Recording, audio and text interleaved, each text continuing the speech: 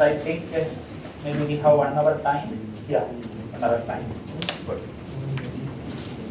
So I will be briefly covering some aspects of geotechnics in sustainable infrastructure.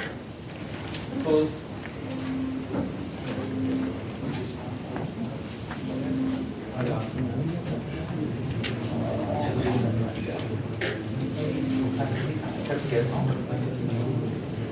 this FDP is also on sustainable development related to. So if we look at what is sustainability, the dictionary definition of sustainability is ability to sustain, or the terminology itself says it is the ability to sustain with the same level of happiness or performance over a period of time. So that is what sustainability means. No? When you start a business or when you start an institute, it has to be sustainable, means it should sustain with the same level of performance, at least with the same level of performance over a period of time. So anything that we intend to start, it should be sustainable. So our life on earth also needs to be sustainable, and the engineering plays an important role. And when we talk about infrastructure, the dictionary defines infrastructure as the basic systems and services, such as transport, power supplies, etc., that a country or an organization or a society need to work effectively. For example, this is an organization. So infrastructure for this organization means all the building, then the power connection. So there should be no power interruption. So if the power goes off, there should be an alternative mechanism, no, maybe generator. So infrastructure indicates everything that is needed for an organization or for a society or for a country. For a country's infrastructure means all road connectivity, rail connectivity, then the fuel storage. So it's a huge mechanism. There are different ministries or different departments working together in an integrated manner, in coordination to ensure that infrastructure works well and it is sustainable. If any one thing goes wrong, no, our life will be stuck. You know, if there is some supplies cut down is there, we may have to stop. So all different departments have to work in coordination. So sustainable infrastructure means an infrastructure that is sustainable, the infrastructure which has the potential to sustain over a long period of time without any interruption. Well, and all of you know about the 17 Sustainable Development Goals envisaged by the United Nations, targeted to be achieved by the year 2030. So we are already completing 2023, so only 6 to 7 years remaining. So we don't know how much successful we are, but the efforts must be on. And I will tell you, if you are, so most of you are a faculty member, so if you are planning to submit a research proposal or planning to write a book or writing an article, journal paper, if you can highlight your work's connection with the Sustainable Development Goal, your chances will increase actually. So wherever possible, no, whatever work you are doing, obviously there will be some connection. There will be some way how you can connect it to any one of the Sustainable Development Goals. So for civil engineers, all 17 goals are connected. So for a civil engineer, actually civil engineering has a role to contribute towards all 17 Sustainable Development Goals in general. So direct connection is with SDG 6, clean water and sanitation. There is a direct connection. Then SDG 9, industrial innovation and infrastructure. It's basically civil engineer who has to do that. Then 11, sustainable cities and communities. Then also climate action and all others. But very direct connection is with SDG 6, 9 and 11. So most of your research works know that also will be indirectly connected to any one of them. You need to highlight that when you write an article or write a project proposal, etc. Yeah. So when there is an infrastructure development, no, so this is how a city develops. You know, all different buildings, multi-story buildings, water tanks, etc. And everything has to be founded on soil or earth. So that is the importance of geotechnical engineers. So I will just start with the soil as a sustainable construction material, because soil is the most renewable construction material on earth. You know, most popular construction material is concrete. So I heard after air and water, the most consumed material is cement, it seems, these days. And concrete is very popular because of its moldability. But actually there is a lot of carbon footprint it produces, especially in the cement production itself. So when we talk about sustainability, there are possibilities with the soils and rocks also. A very quick look at some of the structures made with the rock. This is a natural rock arch. Very quickly, cave temples of Himachal Pradesh, Tamil Nadu, Maharashtra, Badami caves in Karnataka. Many of you may have already visited. They are still standing. Ellora caves, Maharashtra. These are all wonders. Actually, these are supposed to be the world wonders. So in a single stone, how they have carved, and all our constructions are bottom to top. No, they have constructed from top to bottom. And these are all actually rock or stones. And Kallari Dam, actually this was built by Cholak in Karikalan and in the 1st century AD, and this is the world's 4th oldest dam which is still in use. Kallanai means, Kallu means stone actually. This was built of stone. So this is near Trichy actually. So Grand Anikal. And this is Global Vipassana Pagoda. This was constructed recently. I have a consultant to them. We have a project running with them. So this was constructed in 2008. And this is designed for 2000 years. So they have not used any RCC or steel. Because concrete may not be able to sustain more than say 200 years or so. So they have decided not to use any RCC or steel. So it was completely made of masonry. It's a masonry structure. And we are going to make we are doing some more analysis, and we are making a 1/20th model of that actually in our NIPK campus also in association with the Nirmiti Kendra. Well, so this was completely made of masonry stones. And upcoming Ayodhya temple, this is also completely with stones because it has to stay for 2000 years or more. And there are several ancient structures. This is one from Kerala. So these are constructed using mud and stone. So anyway, I have given you a brief overview because soil is the most renewable and sustainable construction material. Rammed earth construction. Very beautiful look also we can give actually. Rammed earth, my ancestral home which was made of rammed earth 300 years, it was very difficult to demolish. It was very difficult to demolish that much strong it is. Simple soil. Rammed earth. So these are all some of the rammed earth construction in different parts of the world. Coke houses. And Larry Becker, he promoted earth buildings. So he settled in India. He was in Kerala, Thiruvananthapuram. So he says you cannot get more sustainable or renewable a resource than mud.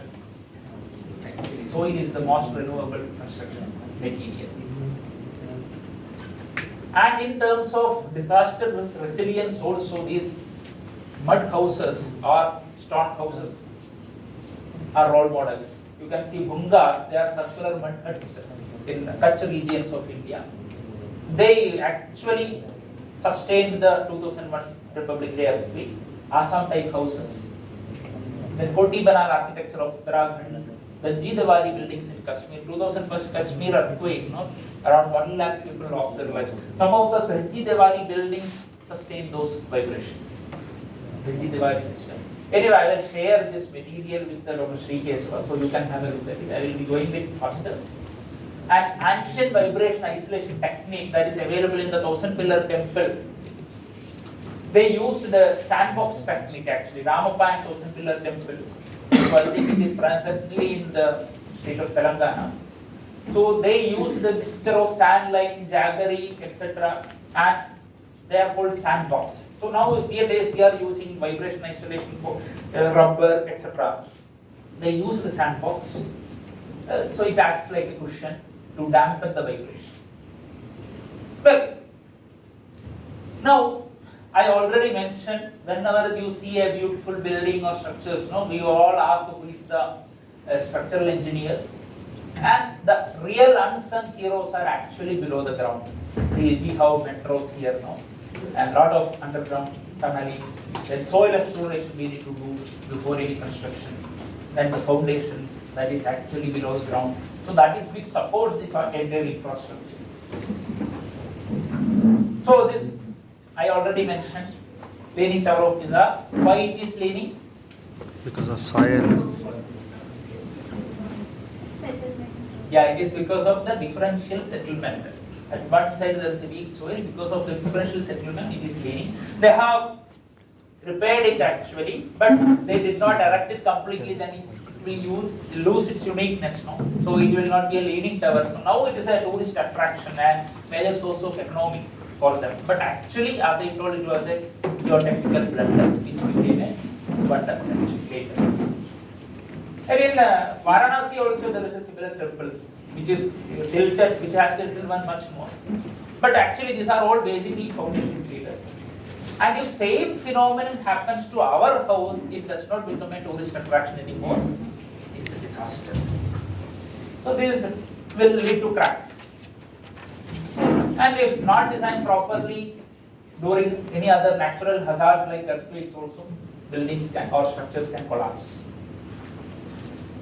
So there is a risk when all these four elements come together: hazard, exposure, location and vulnerability. So whenever we were affected with COVID also, we used Arogya Setu app. No, it will calculate based on these four factors. If you are in a location where there are a lot of, if it is a containment zone, and if there is a COVID affected person nearby, so that is for hazard is, then exposure and vulnerability. So if you are wearing a mask, your exposure is less. If you are wearing a PPE kit, your exposure is very less. And if you are old and immune system is weak, you are more vulnerable. So risk means all these factors together. If you can address any one of them, you can be out of the risk. So if you take any hazard, no say COVID hazard for that matter, if you can avoid any one of that, you can avoid risk. So you can avoid the location. You stay away from the containment zone and stay in a location where there are no COVID cases. You are safe. Or you are in a COVID affected place, there are so many in a hospital, so many people. Wear a PPE kit, reduce the exposure, you can be saved. So any one thing, element you can address, you can avoid the risk. Same with earthquakes also. So that is why all our nuclear power plants are located in South India, because it is low to moderate seismic activity. But countries like Japan, they don't have a choice. Entire country is on a plate boundary, they don't have a choice. So they have to address the exposure of the building. So hazard, earthquake hazard we cannot prevent actually. It's a geological phenomenon. Yeah, there is maybe 1% due to reservoir triggered seismicity or oil extraction, etc. Otherwise it's a natural geological phenomenon. Location also, we cannot ask entire Himalayan belt, crores of people settle. We cannot ask people to go away. We cannot evacuate crores of people. Location we cannot do much about that. So earthquake we cannot prevent. Location also we cannot do much thing. People are staying in plate boundaries. We cannot evacuate them. Then only things that we can address is exposure and vulnerability. Because there is a popular saying, earthquakes don't kill people but buildings do. So if you can say, because if there is an earthquake that happens in say Greenland means it is fully covered with ice. No, there are no people. If there is an earthquake in Greenland, the risk is zero because there are no people, there are no buildings. So you don't get confused. Greenland is fully covered with ice, whereas Iceland is full of greenery. So if there is an earthquake in Greenland where there are no people, there is no hazard because risk is because of vulnerability and exposure as well. In 1963, Latur earthquake, it took away lives of around 6,000 to 10,000 people. And next year, same date, same month, same time, almost early morning, there was an earthquake in California, same magnitude earthquake. The casualty was just two only. So it says, because we had very fragile houses here, whereas, and nobody expected an earthquake in Latur in Maharashtra, that region, which was very moderate and low seismic region. But in California, they were well prepared. So preparedness and exposure matters. Okay. So these are some of the pictures from Indian earthquake, 1897 Shillong earthquake, then 1905 Kangra earthquake, 1934 Bihar Nepal earthquake. You can see all the casualties due to the failure of structures, collapse of buildings. And how engineering intervention or geotechnical engineering can reduce the risk. So this is a picture from Kobe Line in the year 1992. In 95 there was a major earthquake. You can see a retaining wall on the left side and fragile house on the right side. After the earthquake in 1995, you can see the retaining wall is still intact, but the houses collapsed because they were not designed to withstand the earthquake forces, but this retaining wall is very stable and it is simply a soil wall actually. It is simply soil, not even concrete. Only fascia is some concrete panels. Otherwise, it's a soil wall only, but it was reinforced with the geogrid. Because of that reinforcement effect, actually, it is very stable. It is resilient. So that is why engineering interventions can do miracles. And also, the more ductile, better performance will be during the earthquake. So if you take a dry stick and bend it, no, it will break. But if it is not very dry, if it is ductile, so it is same thing applies to our buildings also. If our stiffness of the building is much less, we can keep the natural frequency of the structure much away from the frequency of shaking. So that we can avoid the resonance of or disturbance. So these kinds of programs, workshops are a need of the hour because I told you the case of California earthquake and Latur earthquake. So whenever we enter into a flight, every time we board a flight, actually we get the security instructions, no? How to take the oxygen mask, all those. But many of us actually have traveled a lot, but never we had to take out the oxygen mask. But still, every time you are on board, you are given instructions how to take the oxygen mask. If the plane lands in water or falls in water, how to take the life jacket. All those instructions are given actually. Even though there is a very less chance for such an accident. But you see, we are living in plate boundary region. 54% of India is on a very highly seismically active regions. And we have seen 1897 Shillong earthquake, 1905 Kangra earthquake, 1934 Bihar Nepal border earthquake, 1950 Assam earthquake, and lot of earthquake. No, the recent 2005 Kashmir earthquake, 2015 Nepal earthquake, lot of earthquakes. At least one generation is seeing a major earthquake, especially in the Himalayan plate boundary.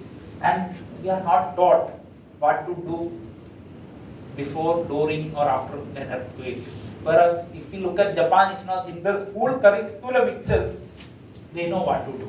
If an earthquake happens here right now, what we should be doing? Drop, cover, hold on. That is the first lesson. First save your head, go under the table. Because when there is a shaking, because we are in the third or fourth floor, there is no time to get out of the building because shaking will last for only few seconds or a minute. By that time, lift may not work and going through stairs is the most dangerous thing you can do. That is what happened in 2015 Afghanistan Hindu Kush earthquake. No? We lost many children because they were rushing to get out of the building during the earthquake, shaking through the stairs. Only stairs collapsed. If they stayed back in the classrooms, it would have been safer. So when there is a shaking, get under the table because most of the casualties happen due to falling of non-structural elements, like projector, fans, shelves, etc. Drop, cover, hold on, save your head. Once the shaking stops, get out of the building and stay in an open ground because aftershocks also may come. So these lessons, it is very important for us to understand. Even though we are in South India, we need to understand because in Latur we never expected an earthquake, but it happened. Anyway, I will be presenting some clips from our books, like Civil Engineering for Disaster Reduction and Earthquake Preparedness, etc.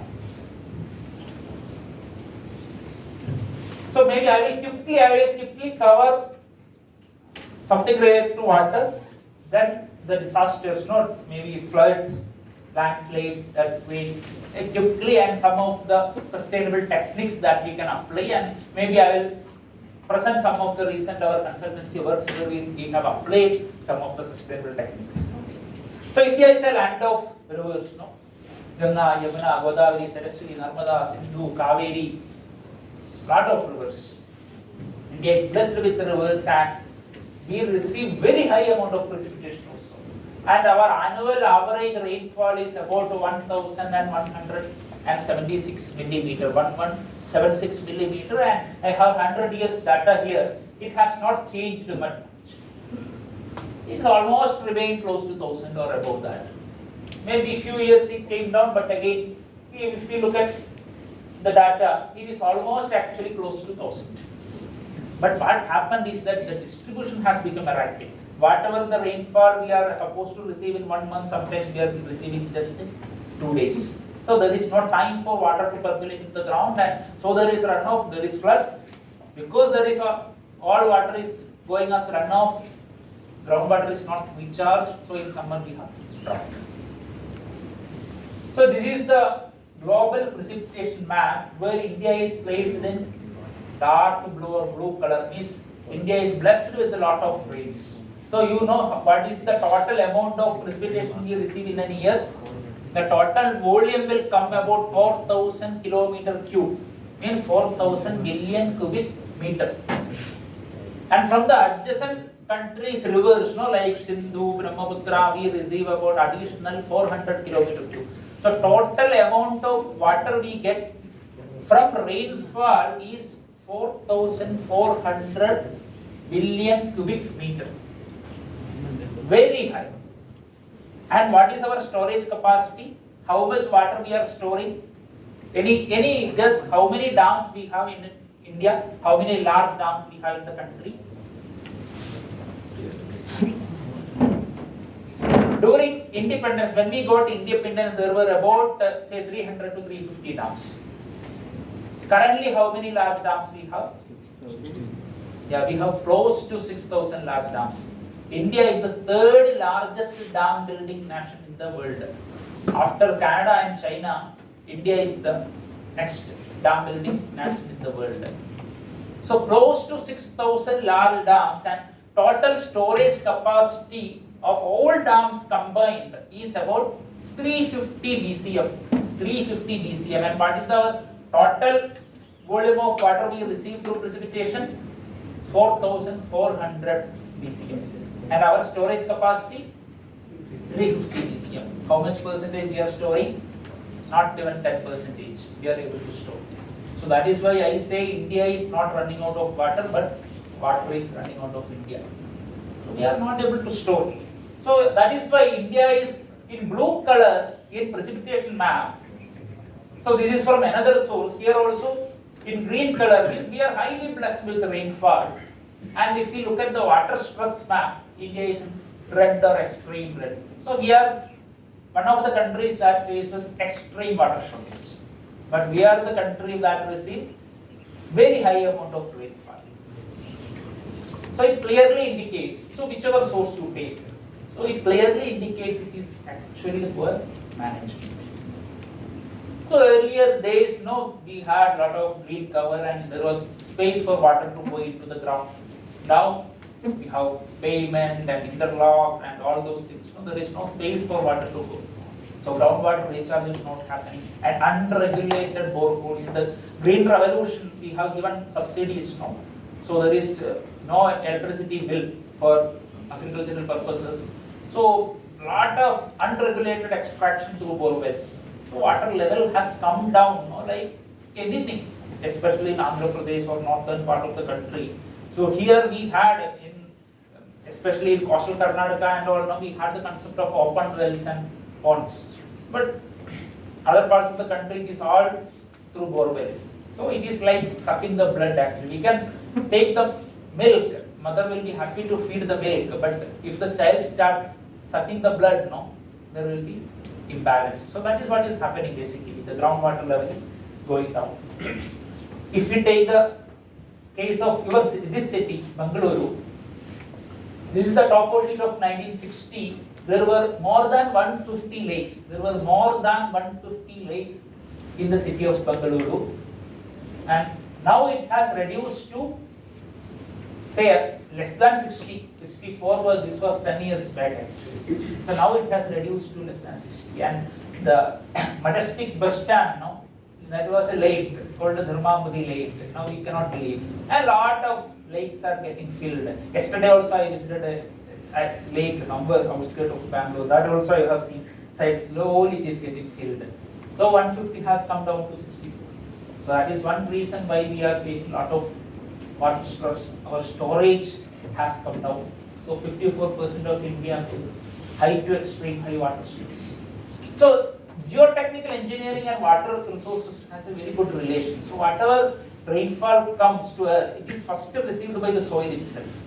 Some part goes into the ground, some goes as evaporation, some goes as runoff.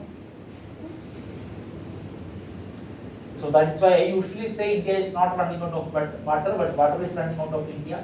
Now if we look at our ancient structures, no, Great Bath of Mohenjo-daro, Dholavira, Sudarshan Lake, 3rd century BC, then Kalani Dam, this I have already shown.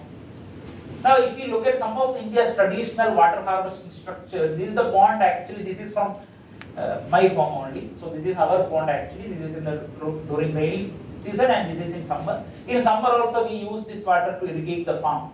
So for past 50 years, no, our water table has not come down even by an inch because of water storage structures like this.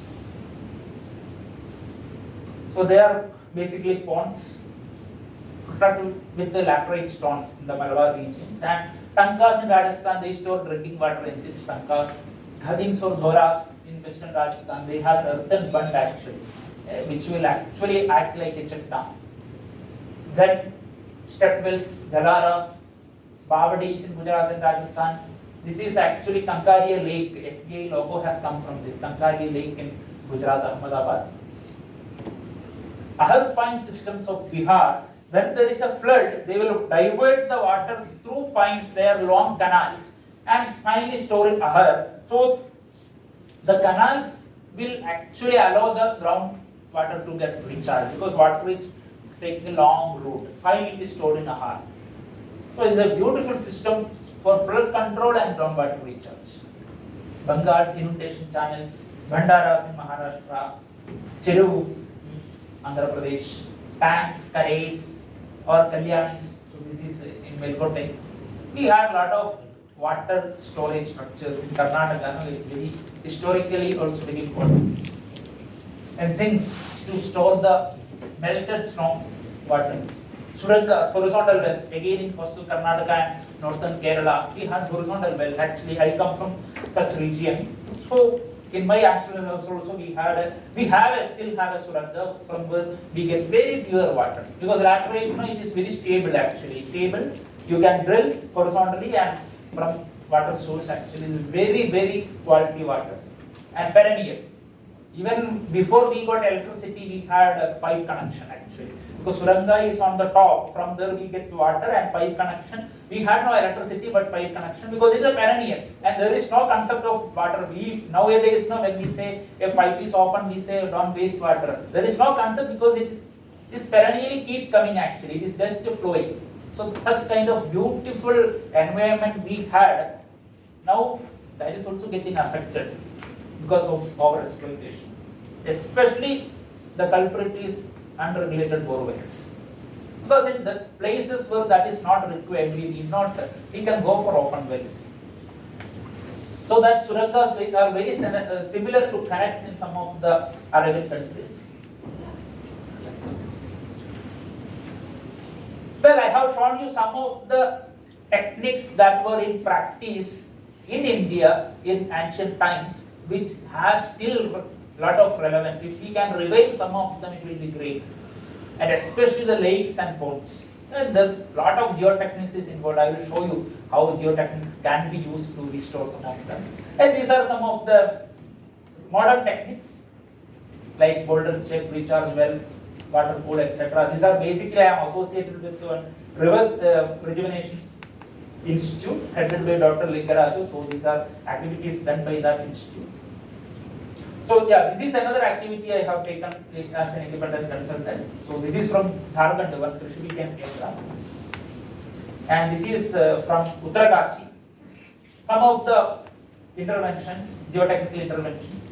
And this is another beautiful concept of underground dam.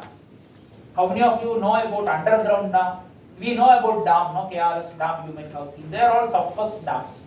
So underground dams, actually you can store water underground, and on top of that you can have your houses, trees, everything.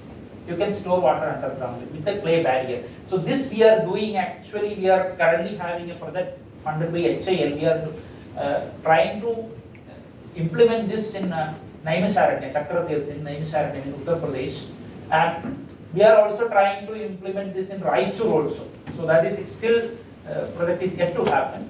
So these are all actually using a impermeable clay barrier. You can check the subsurface flow and store water underground and recharge the streams and rivers.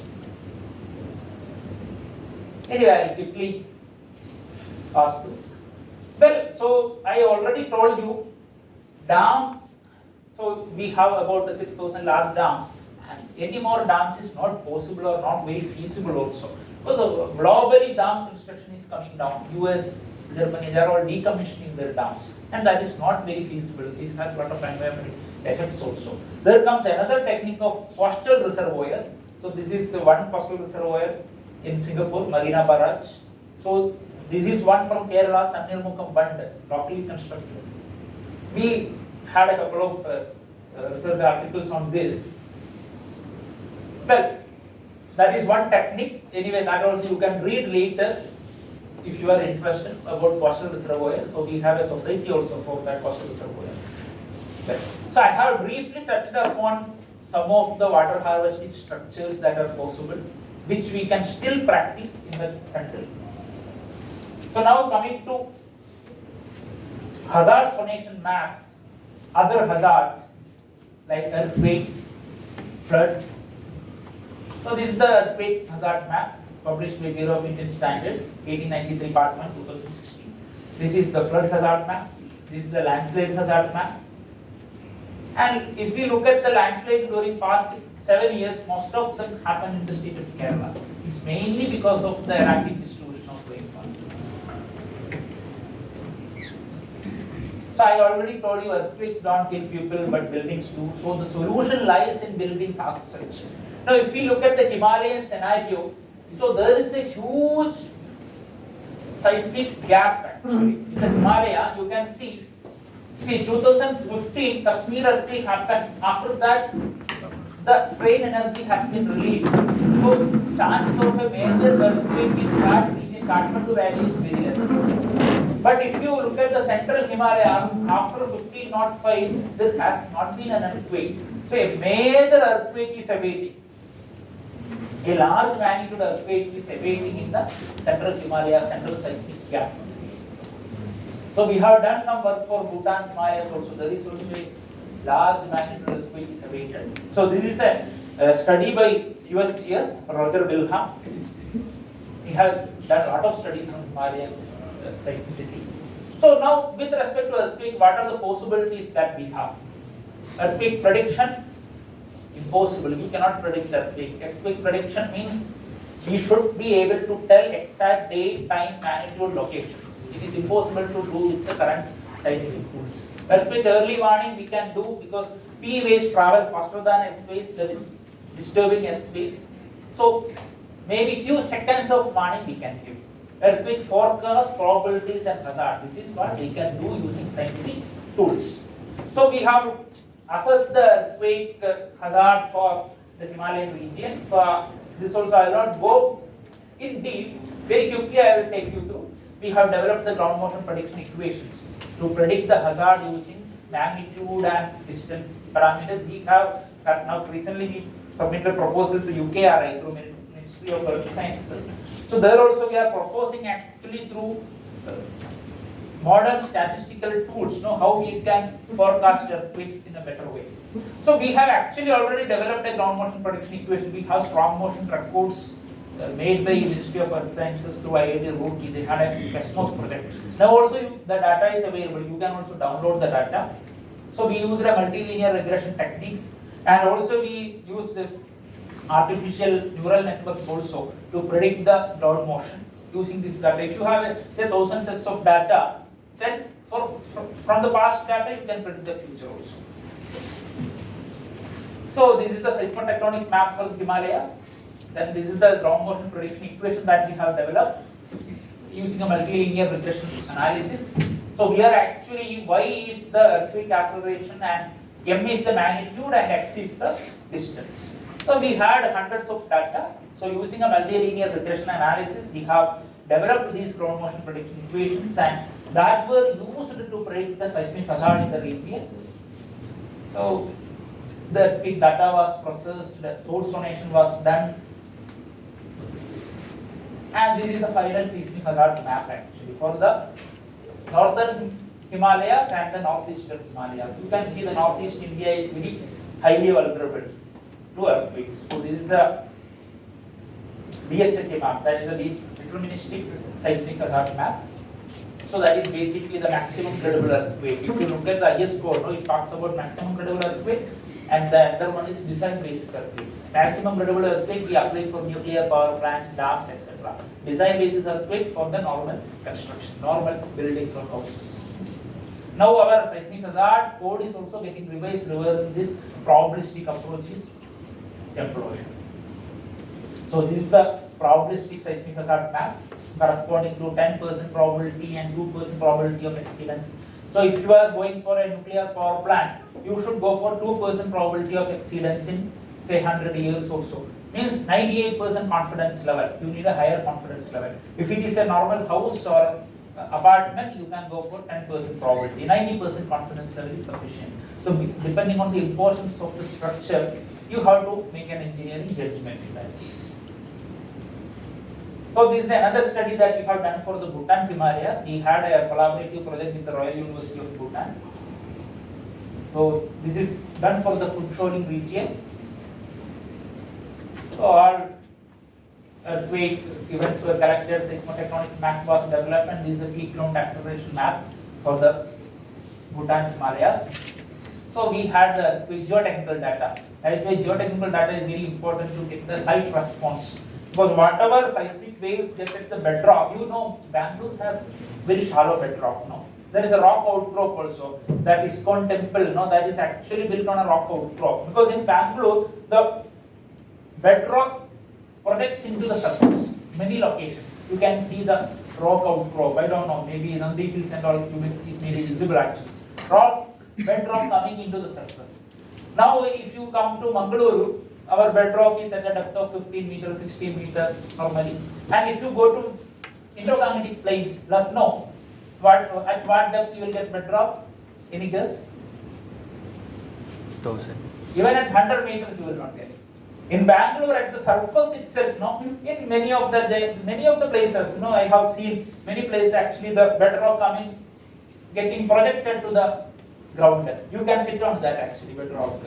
That so many places in Bangalore I have visited, some parks and all. Where you are seeing the, and or it will get very shallow depth. You dig 1 or 2 meters also. Sometimes you may get actually, but in Lucknow, Kanpur, Indo-Gangetic plains, even at 100 meter depth, you will not get bedrock because of the huge sediment deposit. No, huge alluvial deposit is there.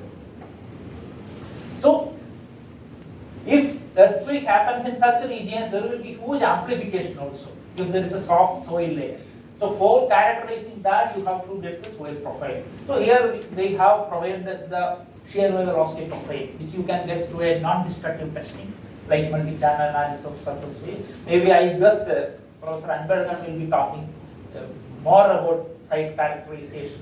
I hope so, because usually sir is an expert in site characterization, microsimulation, etc. So these are the soil parameters. We have done a site response analysis, equivalent non-linear ground response analysis, and brought the hazard to the surface level. So this is in the Bhutan Himalayas. Actually, this is the response spectrum. Actually means the variation of the acceleration with respect to with respect to different periods. So every structure has a frequency or period. No, every structure has a frequency or an actual period. So if the frequency of shaking matches with the frequency of the structure, there is a resonance.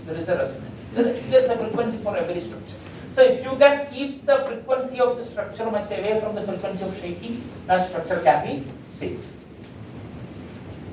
So here you can see 0 period acceleration means that is the peak at the ground level. That is at the ground level. So here, depending on the structural frequency, the black line is at the bedrock level and the blue line is at the surface level. So due to the soil cover, there is a amplification that is happening. Well, this is another study that we have done to assess the preparedness index, so earthquake readiness index. So now this we have developed in the year 2015. Now it is used by more than 10 countries actually. Officially, they have taken permission from us, and they are using this for different preparedness studies in different countries, especially in many of the Asian countries. We have done similar study for Coimbatore and Delhi also, but our preparedness level is too poor. I already mentioned, no, we are not at all prepared. We don't know what to do when there is an earthquake or what should be done before an earthquake. Our preparedness level. So the role, the responsibility lies on us, especially to strengthen the buildings as civil engineers and also to create awareness among the public. So each one of us should become champion. So wherever you are going now, you should also propagate this idea, talk about awareness, preparedness, what needs to be done. These are all infographics actually that I have done with my artist friend. So to teach school children what to be done when there is an earthquake. So go under the table. These are very useful, especially maybe in the northern India where there are frequent earthquakes. So this I have already shown to you. So engineering interventions can actually mitigate the earthquake risk. So now another risk is flash flood. So this happens in the Himalayas due to intense rainfall or glacial lake outburst or dam outburst. It also happened recently also. So this is in 2021. No, Dholi, Ganga, when Nanda Devi glacier snapped off. So one project itself got washed away. Dholi Ganga project. Or glacial lake outburst also can happen. Anyway, actually in my book, actually Professor Kansar from IIT he has contributed a chapter on cloudburst hazard. So this is also very critical actually. And coming to landslide risk, so landslides can happen either due to rainfall or due to earthquake. And most of the landslides are due to rainfall. But 2011 Sikkim, one single earthquake caused more than 2000 landslides. So a major earthquake, especially in the hilly region, can cause multiple number of landslides. So this is a landslide during 2011 Sikkim earthquake. So landslide normally happen in India in Himalayan region, northeastern part, western Ghats, and Nilgiri hills. So this is the topographic map that I have prepared actually. Slope map, and this is the shear velocity profile. You can see the Himalayas, very high slope, and along the western Ghats, and Nilgiris. So they are highly vulnerable to earthquake.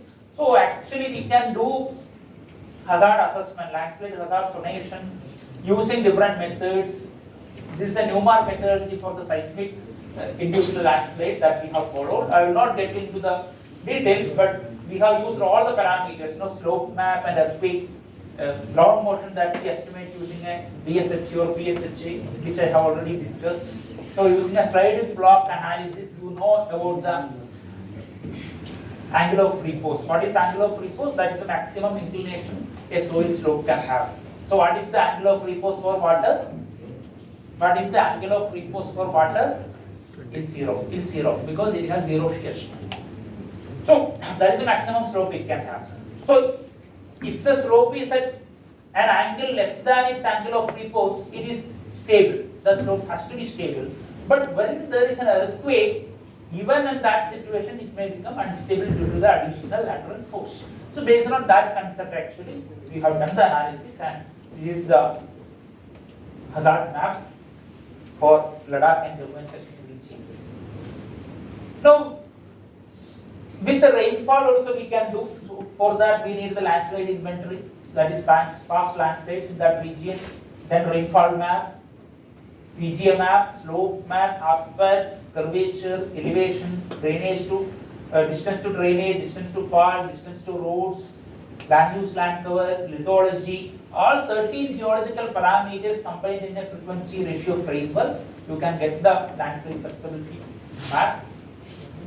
So we have done that for rainfall as well as for earthquake. This is the rainfall induced landslide hazard map for Jammu and Kashmir. This is the earthquake induced landslide. So we cannot say that when there is a rainfall, then earthquake will not happen. No.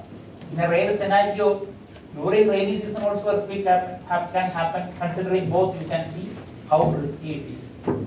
So there is the combined effect. Similarly for Ladakh. So this is the combined rainfall and earthquake induced landslide hazard map. So we are actually now developing a landslide early warning system. We got a project from DHT. So we have developed a landslide early warning facility at NATK. So using all these parameters, excess pore pressure, surface deformation, rainfall threshold, etc. So this is the schematic of the system that we plan to implement in the field, and with all kinds of setup like weather station, GPS satellite, drawn with lidar, borehole, tilt meter, so surface and as well as aerial maps. So this is a small landslide flume that we have currently. So with the sensors, so basically it's all come from basic soil mechanics principles which all of you have learned in your maybe BTech third year. So basically the factor of safety is the ratio of resisting force to driving force. So everything, physics, everything is based on physics. So I will show you some results of the experiment. So we are using actually it's a joint collaborative project with the computer science department also. So I will show you some of the results. Yeah. So we have a setup to simulate the rainfall. This is a very long experiment, but I am fast forwarding here. With the range, you can clearly see the failure surface. It's a translational failure that is happening. You can clearly see the failure surface there. And how the leads get developed and it finally fails. So here you can see the surface deformation from A to B. Actually, one of my research scholars, he developed some code with which it is small. Even my eye blink also he captures, and immediately a message will come to his mobile. If some small movement also happens, he captures and he gets a message in his mobile. Actually, he made a code actually, and similarly with this also, you can see the position. First initial position was in A. After the rainfall, the soil has moved to B. So immediately he gets a message. Even if there is a 1 millimeter movement, we get a message that there is a movement that is happening. Because last year in Mangaluru, one landslide in the evening, previous day evening actually, local people observed some trees tilting and some movements, etc. And next day there was a huge landslide. Early morning, it has completely buried a house. So nature will give us indications. Sometimes we are not able to perceive that with our senses. So that is why we use the sensors. Sensors are basically external sensors. We cannot appoint a person to look whether the movement is happening in difficult terrain. We keep a camera or sensors. Directly you will get the message or notification in the office system. Real-time monitoring you can do if there is a deformation, etc. Anyway, I will quickly go through. So these are some of the recent landslides that happened. This is a Taiwan famous landslide, highway landslide. These are some of the road damages. Now coming to some of the sustainable solutions. I will take maybe 10 more minutes. Sustainable solutions. So we have done a lot of studies with natural fibers. So natural fibers are proven to reinforce the soil and enhance its strength significantly. So here is the SEM microscopical images. You can clearly see the soil fiber interface, and there is a stabilizer matrix that is happened actually when we are mixing with some bottom ash also. Soil stabilization. This is from Arakka leaf grid, and I have patented this Arakka and Kaya grid. So we have done the model test and assessed the performance. So this is a patent that got recently actually. So to develop Araka grids and cells from Araka leaf sheet. So commercially it is made from HDP, high density polyethylene, and it is very costly, close to 1,000 rupees per square meter. But this is actually, it's only the labor cost that is involved. So we have conducted a test and the performance, you can see this is how an unreinforced soil, this is a plate load test result. It fails, unreinforced soil fails very quickly, even at say 70 kPa of pressure. Whereas HDP geocell and Araka geocell, they are giving a comparatively good performance and the bearing capacity is increased, say 4 to 5 times.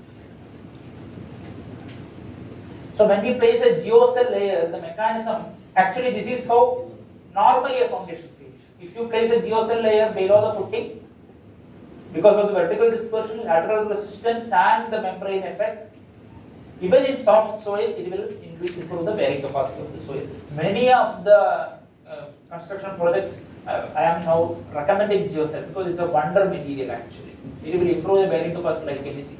It will save cost of the client. And once they experience that, then they will keep applying this because this is a very sustainable technique also. You can reduce the quantity of steel and concrete. And I have developed the geocell from Araka, then Kaya, Sisal and Jute also. And we have conducted tests. This is a recent project that we got actually. This is funded by National Jute Board, Ministry of Textiles, and industry partner is Birla Jute Mills. Birla Corporation is established in 1990, more than 100 years, called Jute Mill, and they export, especially to France, maybe yearly export is 4 crore or so. More than, I think, their population, they are exporting jute back. So we have visited their industry and with this idea, with their existing machinery, I went there with my colleague, mechanical engineer, we customized their stitching machine and we made them to stitch this jute geocell. So now we are going to file this patent as a joint patent, and we have done all the testing also, fabric strength test as well. So this once installed, once it is ready, now already they started mass manufacturing because they have a large manufacturing capacity. Their manufacturing capacity is huge. They have more than thousands labor and it's a big industry. Once in all, say rural roads or highways, we are trying to, in the process of making a new standard also for inclusion of geocells in pavements. So once that is approved by the government, then there is going to be a huge potential for this. And the cost cutting also for the HDP geocell cost is 1,000 rupees per square meter. This can come under less than 200 rupees per square meter. Or sometimes much less. The beauty is that Araka or Kaya, it has to be hand stitched, but this can be mechanically stitched. So the production capacity is very huge. They can do mass manufacturing with the mechanical stitching machines. So that is the beauty of it. Because and it has been proven to be very good actually. We have done a lot of experiments in our institute and the Jute Geotextile KRRDA. I met the executive engineer along with the director of National Jute Board. So she was approving that even after 7 years, wherever they put the Jute Geotextile, the performance, that road didn't need a maintenance. Otherwise, every 2 years, road needs a maintenance. So it is working. So geocell wall also we can construct. We have done model testing in the laboratory. Retaining wall we have constructed in the laboratory and tested with the loading. So this we didn't have any advanced facilities. This was done say 7-8 years back. At that time, even without any advanced facilities, only with a steel tank, even for loading, you can see we have used construction blocks, not even a load cell or something like that. Hydraulic jack was also not available. So, but this got published. 2 or 3 papers came out of that one project actually. Even with the minimum resources, with the commitment from that student, we could produce a good work, and now we are recommending. So for big projects also we are recommending this design. So the performance was extremely well. So that was validated in the laboratory. Even rainfall was simulated with a shower arrangement. Under wet condition, the natural geocell was performing much better than the polymer-based geocels. So this is a consultancy work from our group actually. This is for the Mumbai-Pune Expressway, where we have suggested the geogrid reinforced wall. And this is another case from Nandur, Mangalore. A lot of collapse happened in the city. 8 locations collapse happened. So this is the design that we have given, a hybrid design, because they had a plan to expand the road. Part of the road has collapsed. So we recommended them to go with the soil laying, because that's a major road. No, we cannot stop the traffic even for a minute. We cannot stop the traffic. So vehicles should move on. There is no other roads available. So soil laying you can do to strengthen the existing road section. And for expansion, we have suggested geogrid cum geocell reduction. This also in Mangalore, actually a huge collapse happened and there was a house on top. So this is the method that we have suggested: soil layering, geogrid, geocell, and also kaya geotextile mat with vetiver plantation. So this is another major project where I was a consultant for Indian Naval Academy. So you can see it's a 10,000-acre campus, and it is the Asia's biggest naval academy. It's on a hill, actually, Erimala Hill.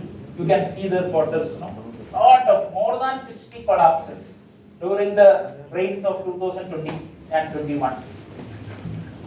So there actually we have proposed the complete solution for entire campus, entire Naval Academy campus. So these are some of the pictures. These are all residential quarters actually. So after every rain, this is the job actually, because it's a hilly region, roads are through the hills actually. So this is one technique that we have suggested for soil cum rock profile. So there is a mixture of soil and rock profile. And if it is only rock profile, a kind of rock netting and anchors.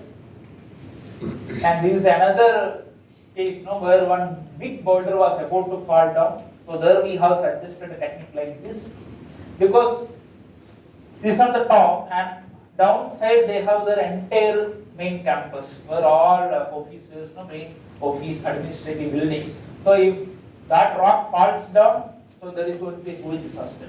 So we suggested them geocell because that will absorb the vibration. Even if that falls down, the vibration absorption will happen, and also we have suggested a rock fall barrier. So it will not come down. So this is a technique that we have suggested. And finally, through chemical injection, we suggested to take out that rock also. What a later time. This is in ISPRL. How many of you know about ISPRL? Indian Strategic Petroleum Reserve Limited. We have only 3 places where we are storing the crude oil. One is in Vaishak, then in Padur, and then in Mangalore. Vaishak caters to all Northeast West Bengal region, and Padur caters to our North Indian region, and Mangalore caters to our South Indian region. So if there is a fuel emergency, means we are not getting any fuel from outside, maybe some international problems, then how to run the country? We have the fuel to run the country for 2 weeks, stored in these places. Actually, these are all underground, 100 meter below. 100 meter below there are caverns, huge storage capacity. So entire India can run with that oil for 2 weeks. The priority will be for the defense vehicle, followed by the trucks and all, our commercial vehicle for the supply of items, and public transport, followed by private vehicles. So that is how they have prioritized. So it's a huge system. Why it is located in Mangalore? Because strategic location, much away from the borders. So, and it was such that even if somebody throws a missile or bomb, it will be protected because it is 100 meters below the ground, and there is a water cover also. It's a huge setup. So we regularly visit there actually. We are consultant to them. So there is actually a slope failure happened in their campus. So here actually below this they have the storage actually from here. So it was a bit critical. So we here actually we didn't want to take any risk. So we suggested gabions plus some good covering to we don't want to take, no, it's a very critically important structure. This they completed in 30 to 40 lakhs rupees actually, the big area actually.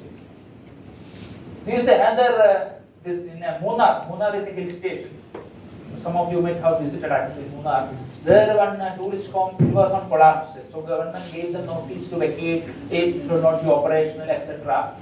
So there they had a tourist complex here. So I think 3 or 4 floors actually. So it is not operational now because a landslide happened here. So this is the technique that we have suggested. Because retaining wall also we designed a counterfort because this is a 6 meter high counterfort retaining wall, but counterfort because retaining wall base has to be around 5 to 6 meter. That means space is also not available there. So we suggested them a geocell retaining wall like this, which is very affordable also compared to concrete wall. It is less cost. This is actually Ukari Dam. This is Gujarat's second largest reservoir after Narmada Sarovar Dam. So we are currently doing the stability analysis. So this is another project that we are into now. And this is a Bandara Dam. So for this also we are the consultant. This is part of DRIP, Dam Rehabilitation and Improvement Program, funded by World Bank. So maybe if any of you are working in this area, no, you can also actually participate because all 700 plus dams in phase 2 have to be analyzed. And World Bank is funding because all dams that are older than 25 years have to be assessed for their stability considering site-specific input motion.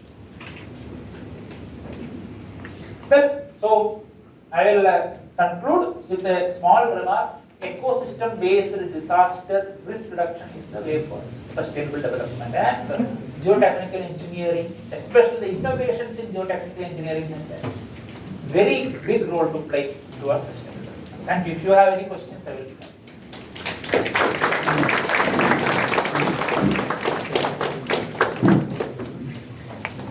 We can take a couple of questions. Yes.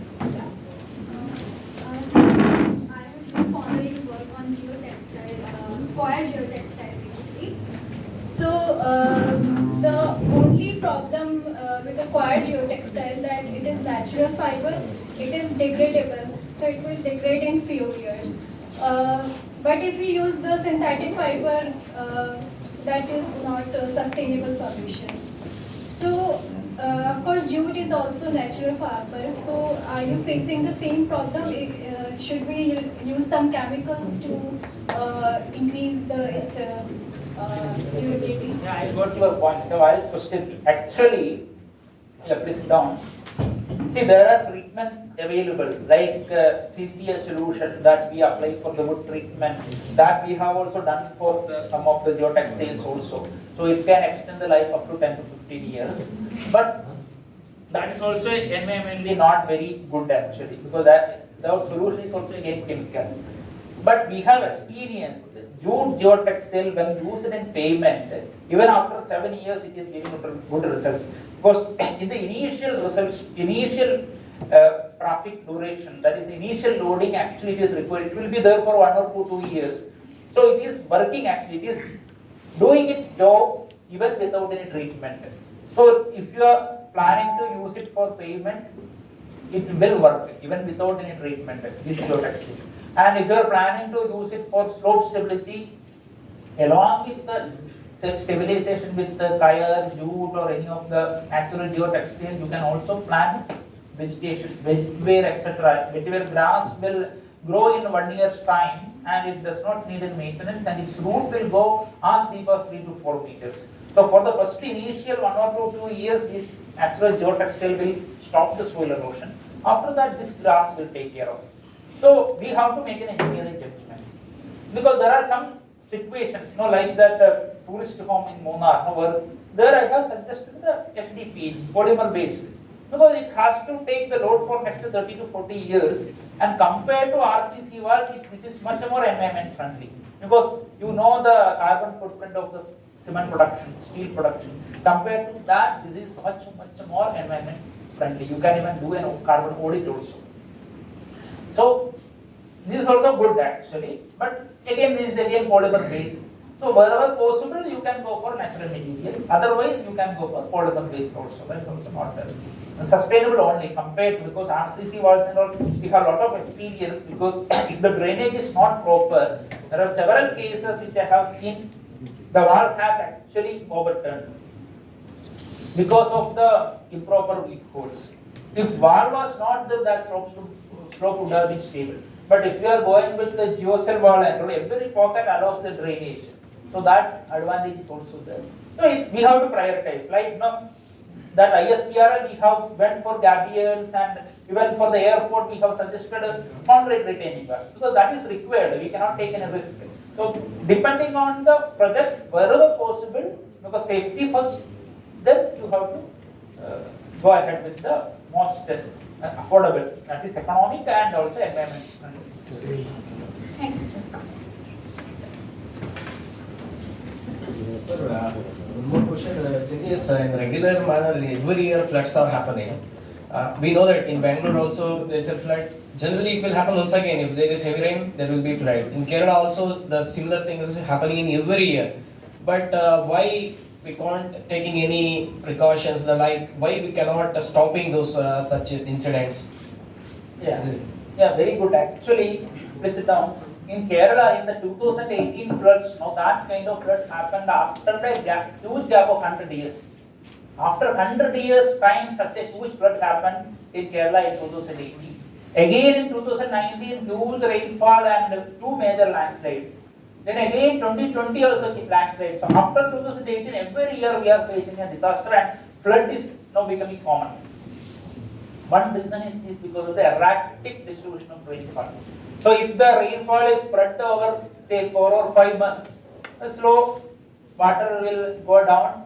Now it's erratic distribution of rainfall. Because of that, in a few hours we are getting lot of water, and there is no space for storage. It is not going into the ground, so it all has to go as runoff. So that is why floods are happening. So it is number one is that we have to go towards sustainability. So that is why there are a lot of agreements, IPCC and all, because it is actually a global effect actually, because of the global warming and all the imbalance that has already happened, the climate change impacts. Because there are several studies also available. Because of the climate change, the rainfall distribution has become very erratic.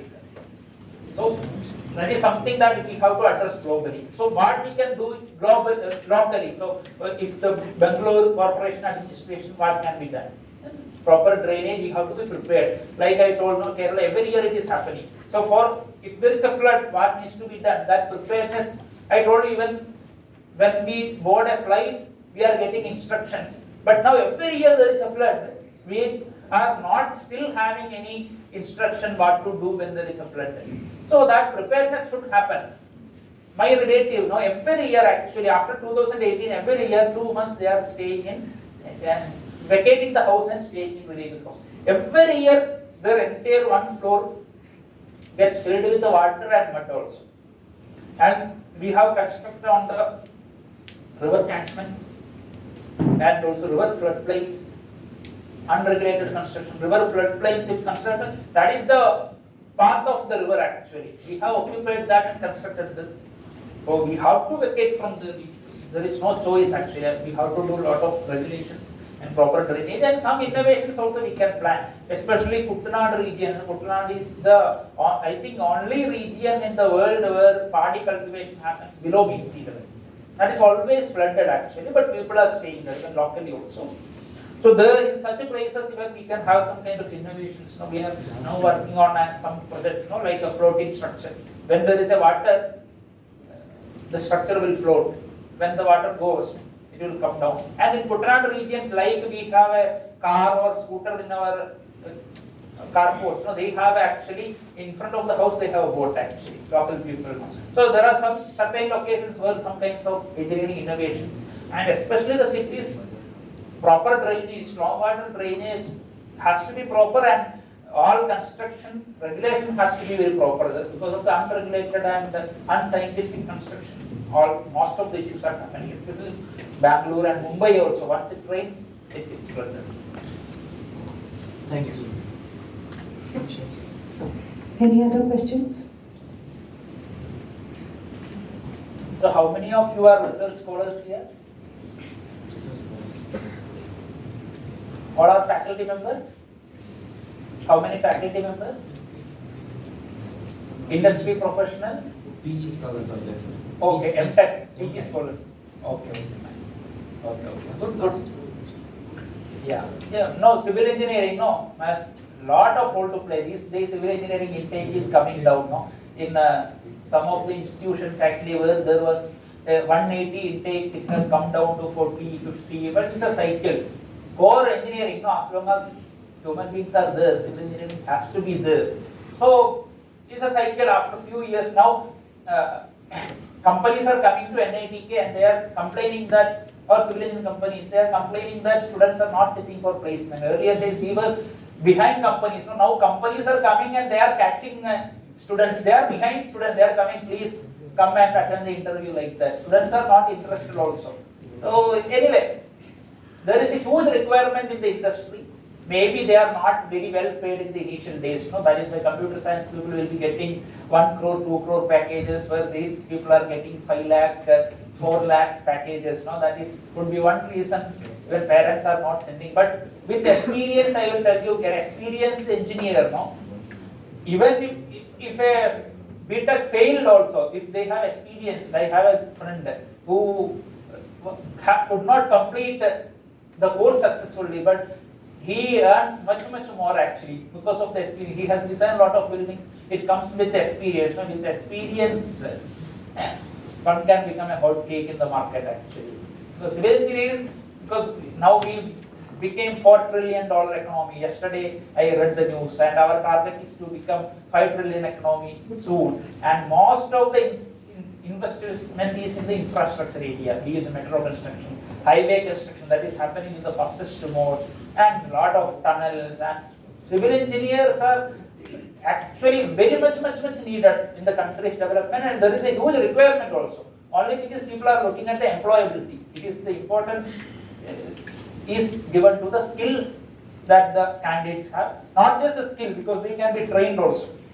Skill and an attitude to learn. So if we can prepare our students to keep an attitude to learn and earn some good skills, no, or at least understand or have an open mind to receive and go into the field and work. So there is a lot of passion and joy also in working towards, contributing towards such a sustainable infrastructure development. So there is a future for civil engineers is great, even though it looks dark now, but it's going to be very great. Always, it is sustainable. Civil engineering is a field, no, it is a mother of all engineering branches. It is sustainable. It is the most sustainable branch in the world, which cannot, civil engineering, always it will be there. It has to be there. Okay, thank you very much.